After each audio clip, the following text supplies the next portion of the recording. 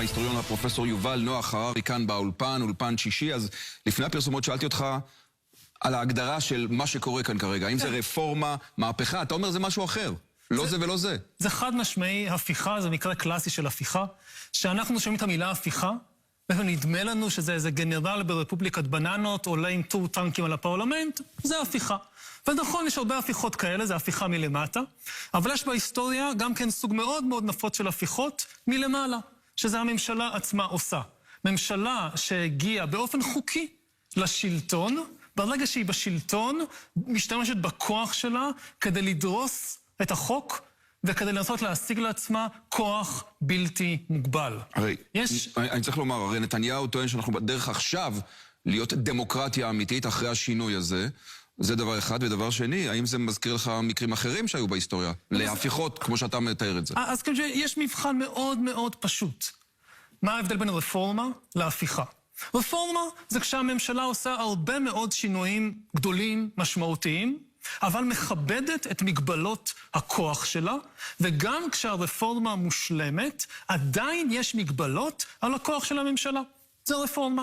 הפיכה זה כאשר הממשלה מנסה להשיג לעצמה כוח בלתי מוגבל, להרוס את כל המגבלות עליה, להרוס את כל האיזונים והבלמים. כשההפיכה מושלמת, לממשלה יש כוח בלתי מוגבל, היא יכולה לעשות כל דבר שהיא רוצה, היא יכולה לדרוס לגמרי את החופש שלנו. זה המבחן, ובמבחן הזה זה ברור שאנחנו נמצאים כרגע בהפיכה.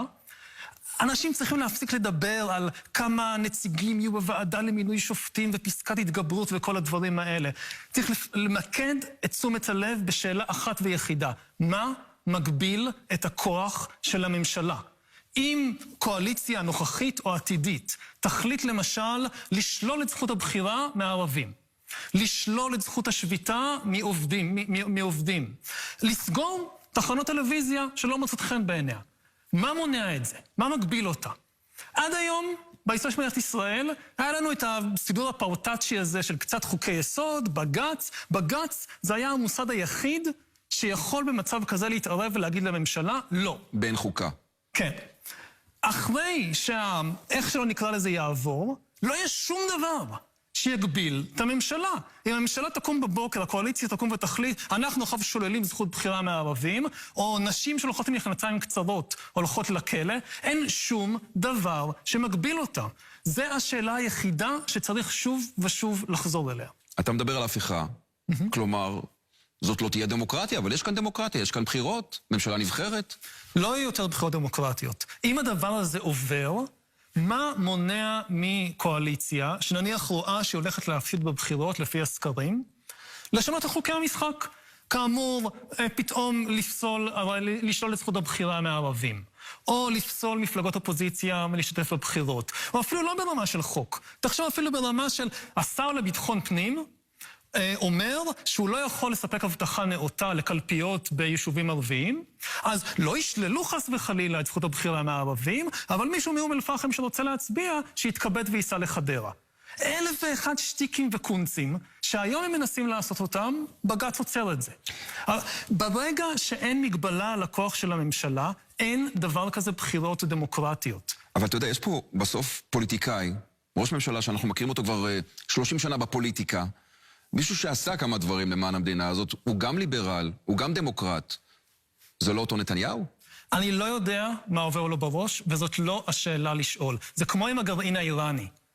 במודיעין יש כלל מאוד מאוד בסיסי. קשה נורא לחזות מה יעבור לאנשים בראש. צריך להסתכל על יכולות. מה שאנחנו מנסים למנוע מהאיראנים, שלא משנה מה עובר להם בראש, אין להם את היכולת לזרוק עלינו פצצה גרעינית.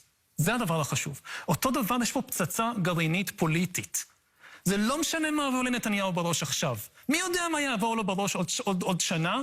מי יודע מה יעבור בראש למי שיבוא אחריו? אנחנו צריכים לשלול את היכולת לחסל את החופש שלנו. זאת אומרת, מה שמנסים כרגע להעביר זה פצצה גרעינית פוליטית, שגם אם לא ישתמשו בה עכשיו, אז ישתמשו בה עוד חצי שנה, עוד שנה, עוד שנתיים. עוד פעם, השאלה הקריטית זה מה מגביל את הכוח של הממשלה. זה השאלה היחידה שחשובה. אתה רואה מצב, אנחנו משהו כמו שבועיים נשארו עד להעברה בקריאה שנייה שלישית את החוקים האלו, עד סוף מושב הכנסת הזה. אתה רואה מצב לפשרה? יש דיבורים כל הזמן, הידברויות? תראה, אנחנו בדרך להתנגשות. התסריט הסביר, הם מעבירים את החוקים, בג"ץ בשאיפה פוסל אותם, רוב הסיכויים שהם לא מקבלים את פסיקת בג"ץ, ואז אנחנו במשבר חוקתי, שאין חוקים ואין כללים, ואז זו שאלה למי מקשיבה המשטרה? הרמטכ"ל, ראש המוסד, ראש השב"כ? למי מקשיב ראש השב"כ? ומה עושה כל אזרח? למי הם צריכים להקשיב? לבוס שלהם, שהוא כנראה השר, או לחוק, שהוא בית המשפט? זה משבר חוקתי, ולשם אנחנו דוהרים. לגבי פשרה, אין פה מקום לפשרה. אני חושב שצריך להגיד משהו מאוד מאוד ברור, להפך. הם מכניסים 100 עיזים, מוציאים 50 עיזים. הם זה ממשלה. כן, וקוראים לזה פשרה? לא. נפל דבר בישראל. אבל הם זכו בשלטון.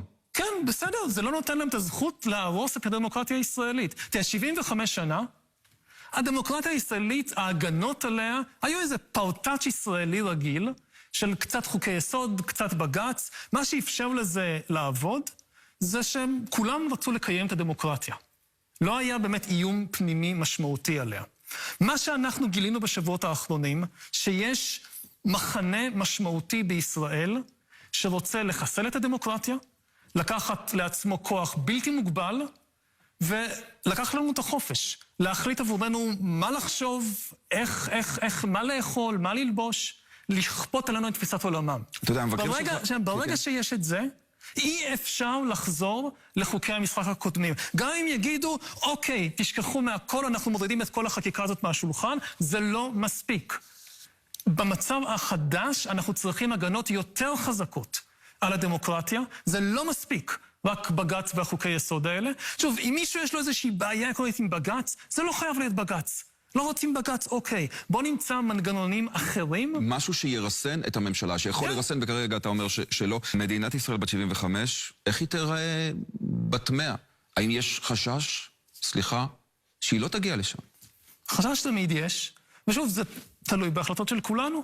תלוי בהחלטות שלך, שלי, מה אתה אומר פה בשידור, מה אני אומר מול הסטודנטים באוניברסיטה, תלוי בהחלטות של חיילי המילואים, תלוי בהחלטות של היועצת המשפטית, של נשיאת בית המשפט העליון, של מפכ"ל המשטרה.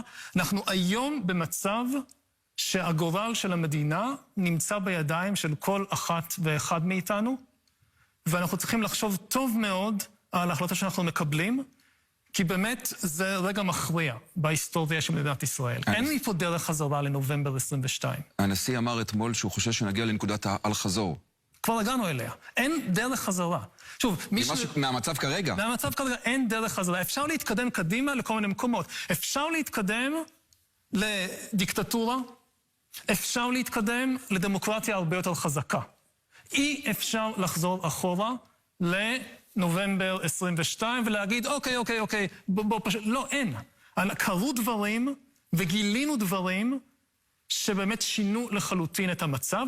אני מקווה שהזעזוע הזה יביא אותנו למקום יותר טוב, שאנחנו נתקדם לדמוקרטיה יותר חזקה. אז הנה כמעט בכוח, הצלחנו להוציא קצת אופטימיות מהשיחה הזאת. פרופסור יובל נח הררי, תודה רבה לך. תודה לך.